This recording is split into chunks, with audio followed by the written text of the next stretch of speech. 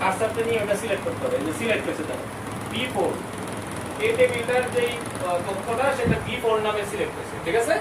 আচ্ছা, এখন ক্লাস 6 এবং ক্লাস 7 এ কতজন ছাত্রছাত্রী আছে? দুইটা সিলেক্ট করলাম এবং যোগ করলাম। এখন এটা ফল পাওয়ার জন্য আমাদের কি করতে হবে? আমরা যোগ করার উদ্দেশ্য কি, যে মোট কতজন শিক্ষার্থী আছে, তাই না? তাহলে এর জন্য আমাদের কি করতে হবে, যে এন্টার চাপতে হবে।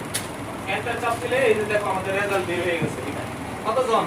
169। আমরা কি যোগ বিয়োগ করছি, কইরা কি লিখছি না 169 এর চাপ দিয়ে আমরা উঠাই নাই। তো কম্পিউটারে কি করছে, অটোমেটিক কি করছে, এটা যোগ করে ফেলছে। তাহলে এটা গেল যোগ। যদি বিয়োগ করো তাহলে কি করতে হবে, যোগ চিহ্নের জায়গায় বিয়োগ চিহ্ন দিবা, গুণ করলে গুণ চিহ্ন দিবা, ভাগ করলে ভাগ চিহ্ন দিবা। ক্লিয়ার?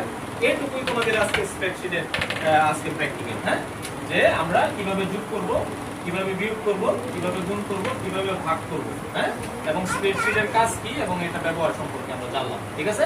আমরা পর্যায়ক্রমে তোমাদের কাছ থেকে আমরা জানবো স্প্রেডশিট কাকে বলে, স্প্রেডশিটের কাজ কি, স্প্রেডশিট আমরা কি কাজে ব্যবহার করি এবং কিভাবে আমরা হিসাবটা সংরক্ষণ করি, হ্যাঁ। ঠিক আছে, থ্যাংক ইউ, এ পর্যন্তই, ঠিক আছে।